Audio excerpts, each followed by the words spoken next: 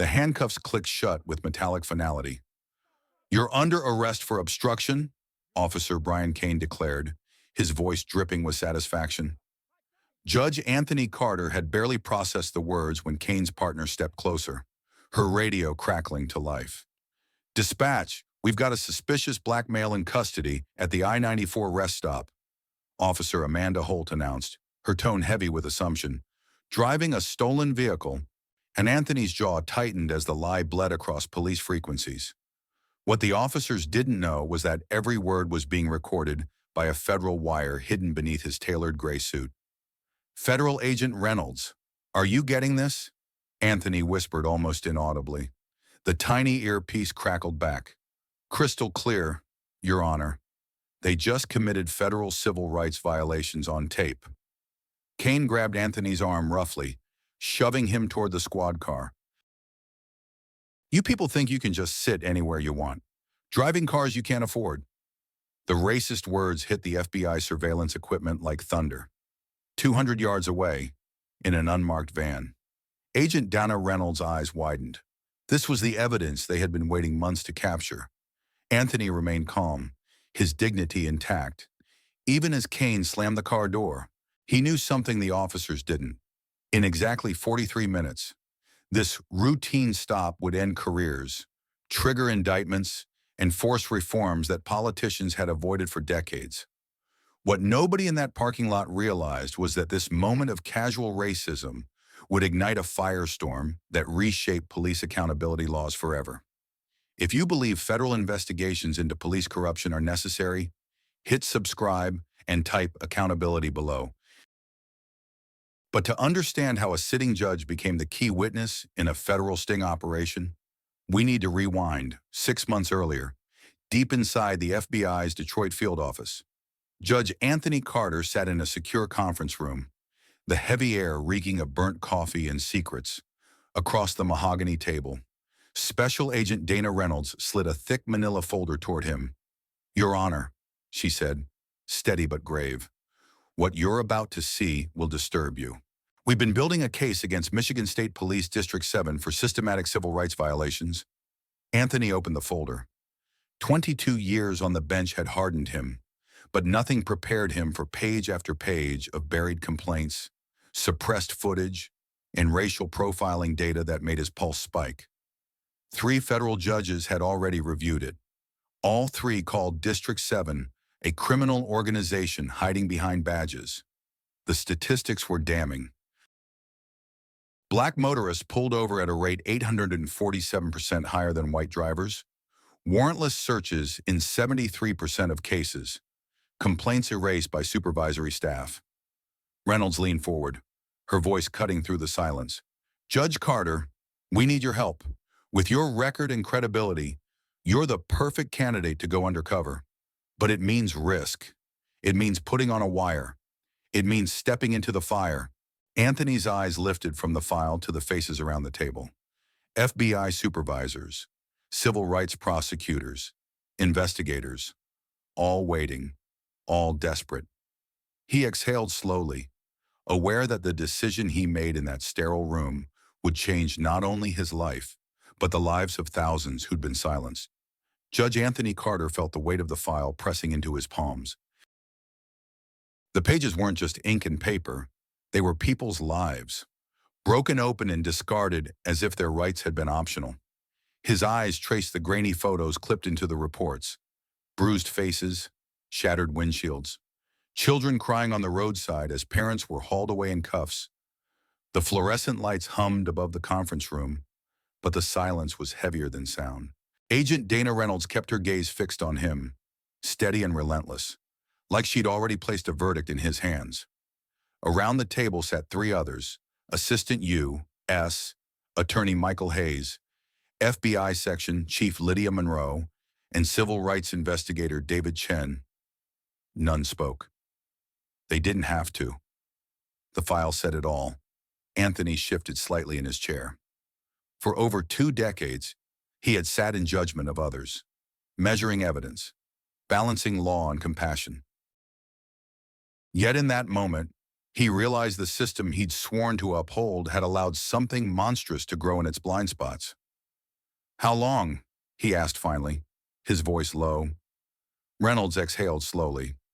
"We've been tracking District 7 for almost 5 years. Every time we get close, complaints vanish, supervisors shut down inquiries, whistleblowers get reassigned, or worse. They've built a culture where racism isn't just tolerated. It's operational." Hayes leaned forward, his sharp suit wrinkling at the elbows.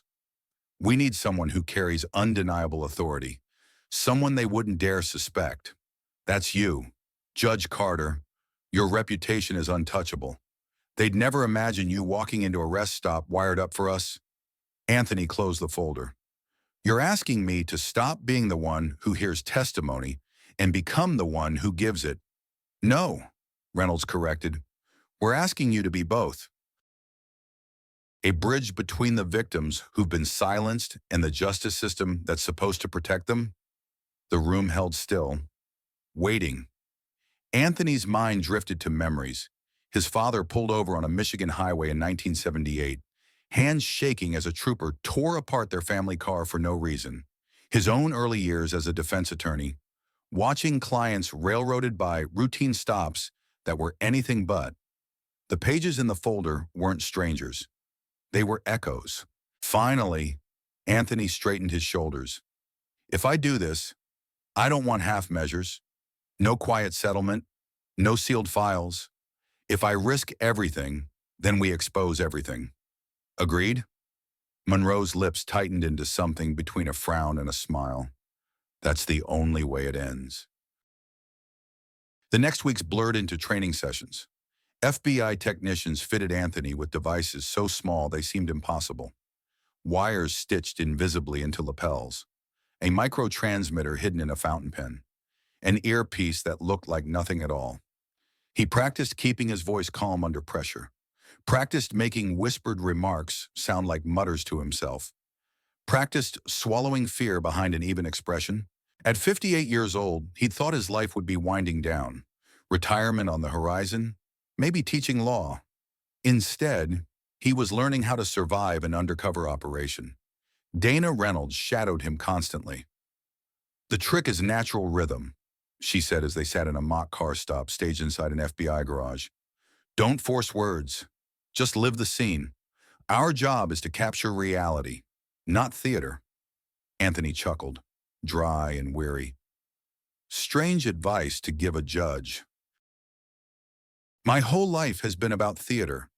Only difference is, the audience wore robes." That earned the smallest smile from Reynolds, though her eyes stayed sharp. She respected his calm, but she knew calm could crack. By March, Anthony was riding shotgun in an unmarked FBI vehicle down the cracked highways of Detroit's outskirts. The agents had briefed him on patterns, where District 7 cruisers liked to park, which rest stops were their hunting grounds, which stretches of road were notorious traps. The first field test came quicker than he expected. A black sedan in the rear view, lights flashing, pulling them over just outside Dearborn. The officer swaggered up, voice already edged with suspicion. But when he saw Anthony behind the wheel, suit pressed, courthouse ID on the dash, the tone changed. Suddenly polite. Suddenly, "Sir." The hypocrisy boiled Anthony's blood, but Reynolds whispered in his earpiece, "Patience. They'll show their real face when you're alone." And she was right. 2 weeks later, at a gas station, Anthony experienced it, an officer barking orders, hand resting on his weapon, accusing him of stealing his own car. Anthony's hand trembled only once, when the officer spat the words, "Boy, you think that Mercedes makes you better than me?" But the wire caught it. Every syllable. Back in the van, Reynolds clenched her fists. "We're building the wall, brick by brick.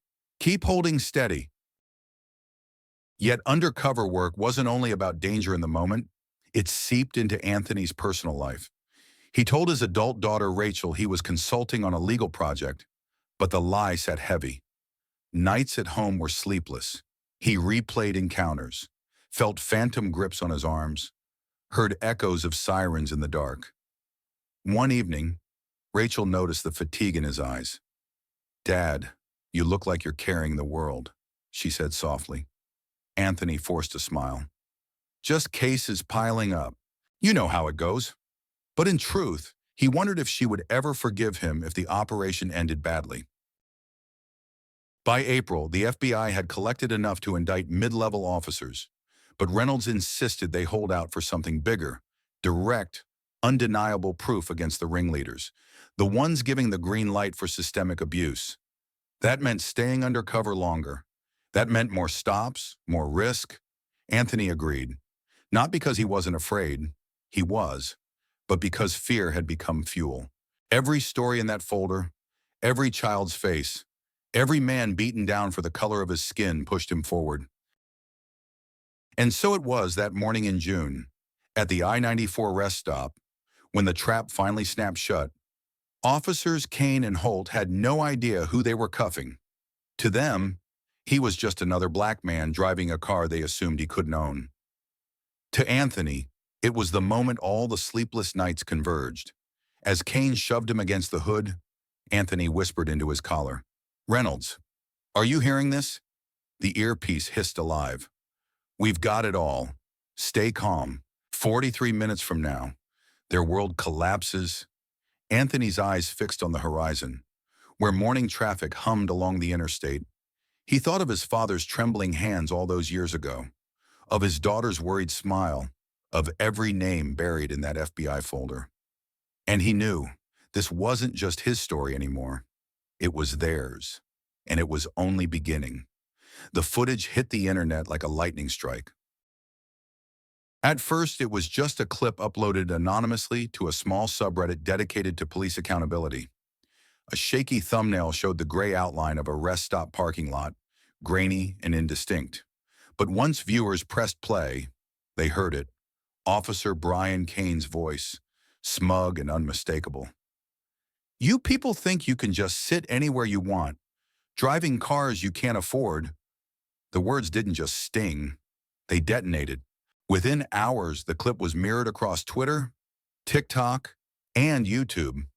Activist accounts seized on it, editing together split screens. On one side, the handcuffs snapping shut on Judge Anthony Carter. On the other, statistics about racial profiling in Michigan. Hashtags trended faster than moderators could track. Justice on I-94, Jusha cuff the corrupt, show Kane and Holt exposed. By midday, major networks picked it up. CNN ran the footage beneath a bold chyron. Federal judge arrested in apparent racial profiling incident. MSNBC rolled a panel discussion within hours. Even Fox News, cautious in tone, couldn't ignore the storm. Inside the FBI's Detroit field office, the war room buzzed like a trading floor. Screens plastered with live feeds, agents fielding calls from Washington, prosecutors drafting preliminary indictments. Agent Dana Reynolds stood at the center, headset in place, barking orders. Clips gone viral, over 3 million views in 4 hours. "We hold the raw wire data until the U.S. attorney signs off, then we drop it officially. No leaks from this office. Clear?" But the internet didn't wait for officialdom. A second upload surfaced, pristine audio from Anthony's wire, clear as glass. Kane's racist words thundered through headphones worldwide. Amanda Holt's voice followed, calmly calling in a suspicious black male in a stolen vehicle. The lie was naked now. No way to deny it. Reynolds froze. Only a handful of people had access to that file. Either someone in the Bureau had jumped the gun, or a deliberate leak had been made to ensure the evidence couldn't be buried. For Anthony, sitting in his quiet townhouse that evening, the screen glow painted his face in stark relief.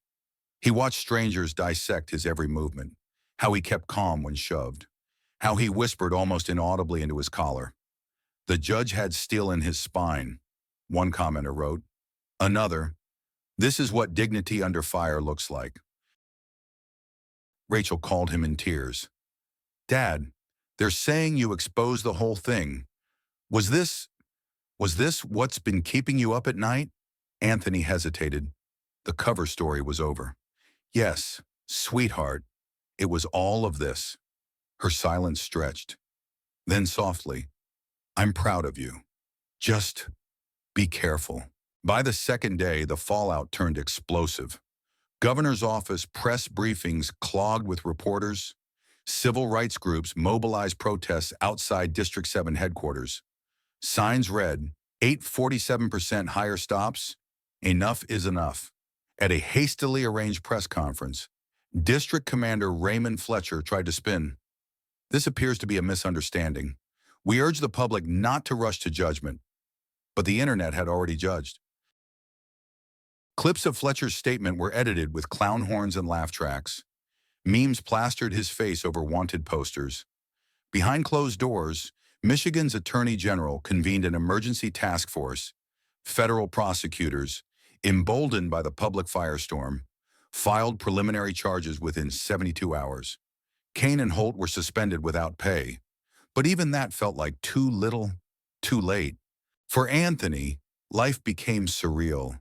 Paparazzi outside his home, neighbors delivering casseroles and awkward smiles. Every trip to the grocery store punctuated by strangers whispering, "That's him." At night, he scrolled the endless threads, supporters rallying, trolls mocking, conspiracy theorists spinning tales about deep state judges staging traffic stops.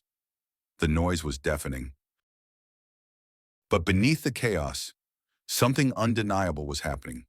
Americans were watching, together, in real time, as the system's cracks were laid bare. Inside the bureau, Reynolds watched with both satisfaction and dread. The case was airtight now, but the spotlight meant mistakes would be magnified. We've gone from quiet investigation to national spectacle overnight, she told Hayes in the war room. He adjusted his tie. Grim. That's politics for you. The court of public opinion always moves faster than the court of law. And Carter, Reynolds asked, he's not just a witness anymore. He's a symbol. That makes him powerful and vulnerable. The third night after the video surfaced, Anthony couldn't sleep. He sat on his porch, the city humming in the distance, when his phone buzzed with a message from an unknown number. Judge Carter. They'll come after you. Be ready. No sender. No trace. Just words. Chilling and certain. He stared at the glow of the screen, then at the shadows stretching across his lawn. He thought of his oath, of his father's trembling hands on that long-ago highway, of Rachel's voice saying she was proud. The storm was only beginning. By the fourth day, the country was divided, not just in comment sections, but on streets, in churches, on the floor of Congress.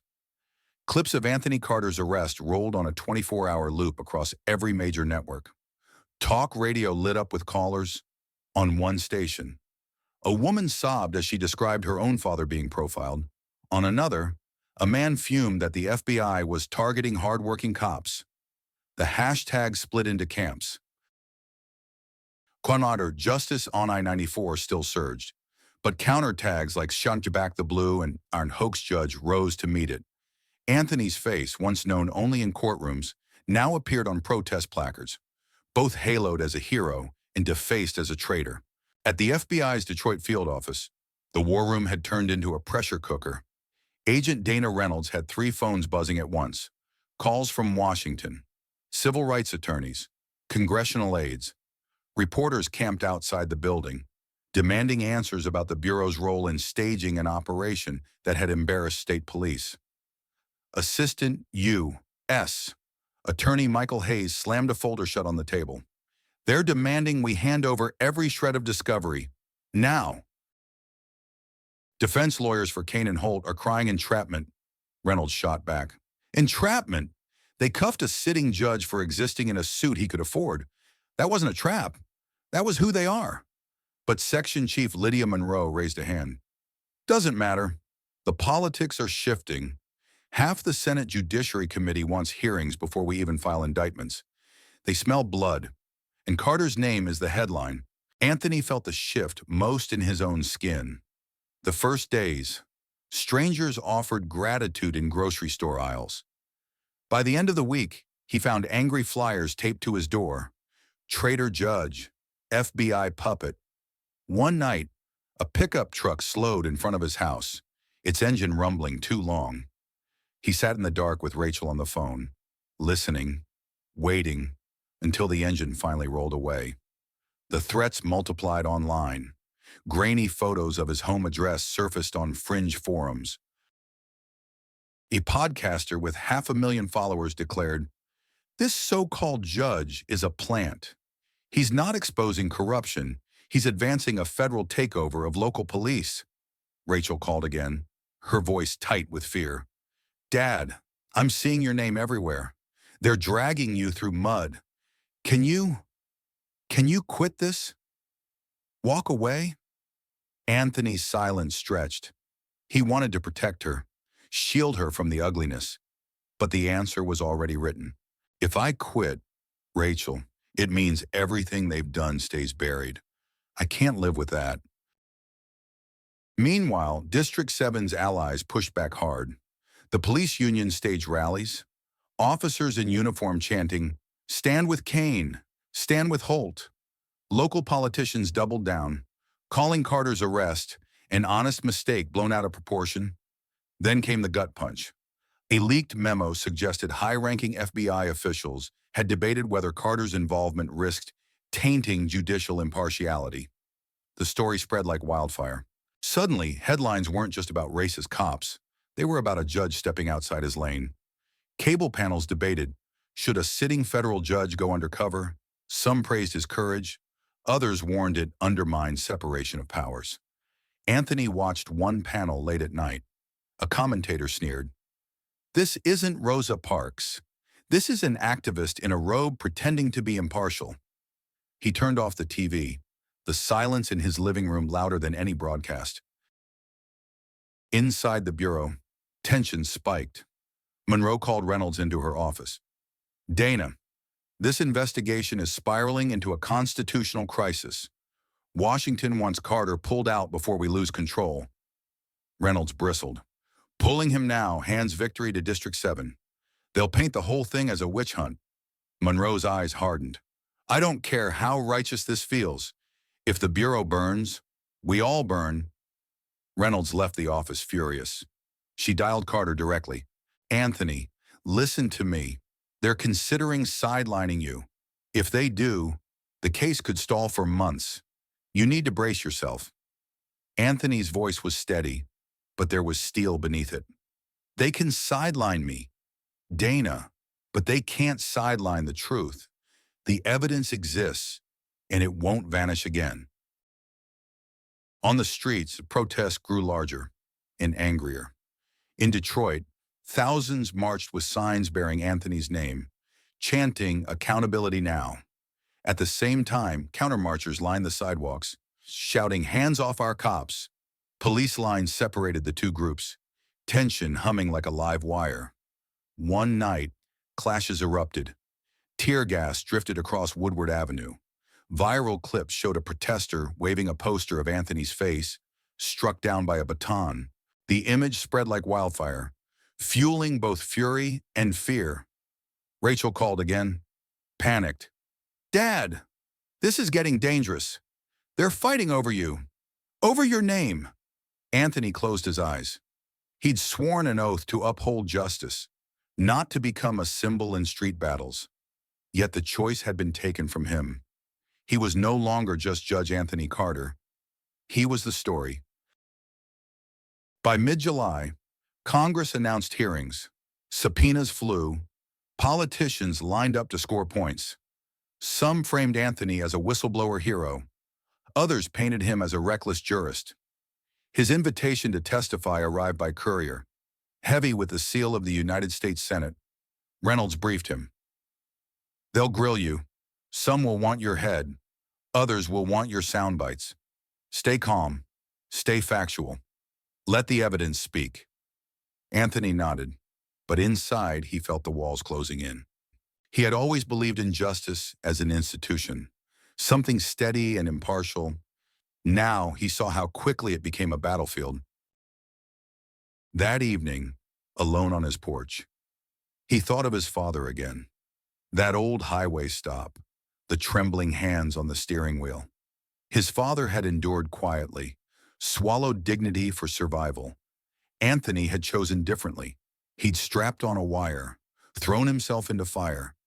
The cost was mounting, his reputation shredded, his safety compromised, his daughter's peace stolen. But as fireworks from a distant baseball game cracked across the horizon, Anthony whispered to himself, "It's bigger than me now. It always was." The storm raged on, and the eye of it bore his name. The marble halls of the U.S. Capitol echoed with tension. News cameras lined the steps, their lenses pointed like rifles. Protesters on both sides chanted across barricades, one group waving signs with Judge Anthony Carter's face haloed by the word justice, the other plastering the same image with the word traitor. Inside, the Senate Judiciary Committee chamber hummed with anticipation. Senators shuffled papers, staffers whispered, and every seat in the public gallery was packed. This wasn't just a hearing, it was theater, and Anthony was center stage. He adjusted his tie, the weight of 1,000 eyes pressing down. The oath he'd sworn earlier still hung in the air, to tell the truth, the whole truth, and nothing but the truth. For most of his career, those words were a ritual. Today, they felt like a sentence. At the witness table beside him, Agent Dana Reynolds and Assistant U.S. Attorney Michael Hayes sat ready. Across the chamber, cameras clicked as senators leaned forward, prepared to draw blood. The committee chair, Senator Evelyn Grant, opened with a calm but pointed tone. "Judge Carter, the nation has seen the footage. The words spoken by Officers Kane and Holt shocked the conscience. But what we must examine today is not only their conduct, but yours. Why did a sitting federal judge step into the role of undercover informant?" Anthony's voice carried steady, though inside, adrenaline surged. "Because, Senator, the justice system failed, complaints vanished, evidence was buried, victims were silenced. I was approached not as a judge, but as a man who still believes in the oath we all swore to uphold. I did what was necessary to bring the truth into daylight." The gallery murmured. Some nodded in approval. Others scowled. Senator James Rourke, a hardliner from Texas, leaned into his mic. "With all due respect, Judge, your job is to interpret the law, not play detective. Do you not see how your actions compromise judicial neutrality?" Anthony met his gaze. "Neutrality is not silence in the face of injustice. Neutrality without action becomes complicity." Gasps rippled. Rourke's face flushed crimson. He jabbed a finger at the judge. "So you admit it. You've abandoned impartiality." Dana Reynolds leaned toward her mic, voice sharp. "Senator, what Judge Carter abandoned was indifference. And if he hadn't, District 7 would still be terrorizing motorists unchecked." "Mush!" The chamber erupted, senators talking over one another, gallery buzzing, cameras flashing. Grant banged her gavel for order. Midway through the hearing, a staffer slipped a note to Senator Maria Torres, a progressive firebrand. She scanned it, eyes narrowing, then lifted her microphone. "Madam Chair, I have here a classified memo leaked just this morning.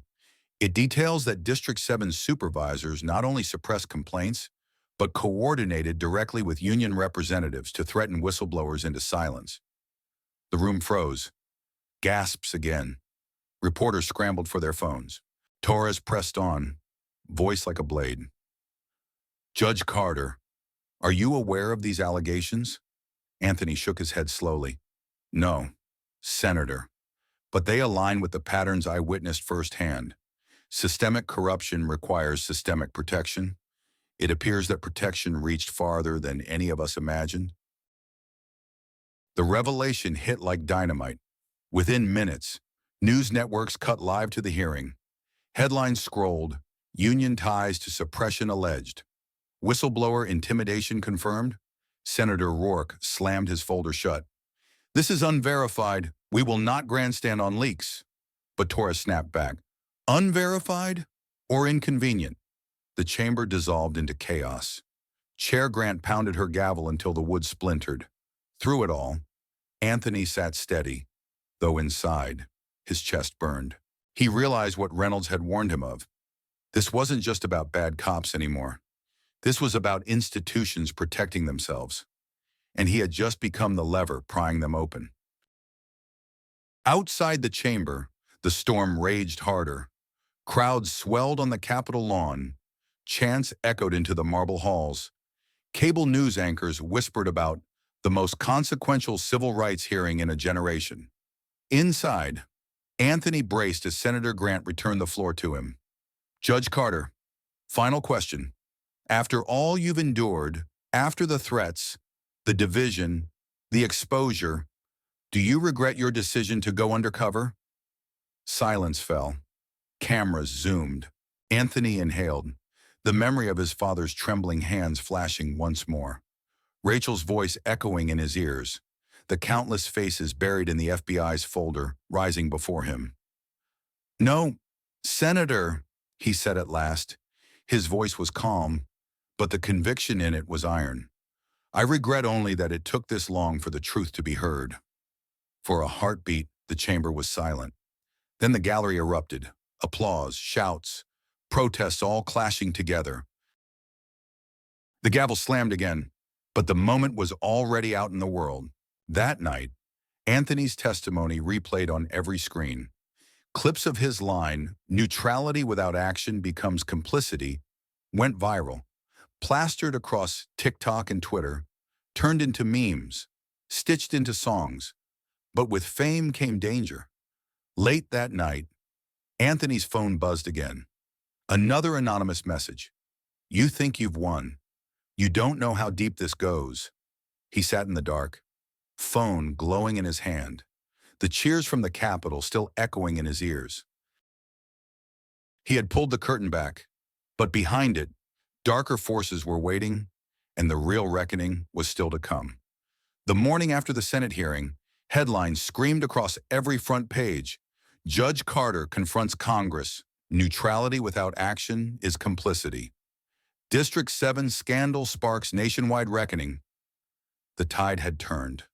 Within a week, federal indictments rained down. Officers Kane and Holt faced not just termination, but federal civil rights charges. District Commander Fletcher resigned under pressure.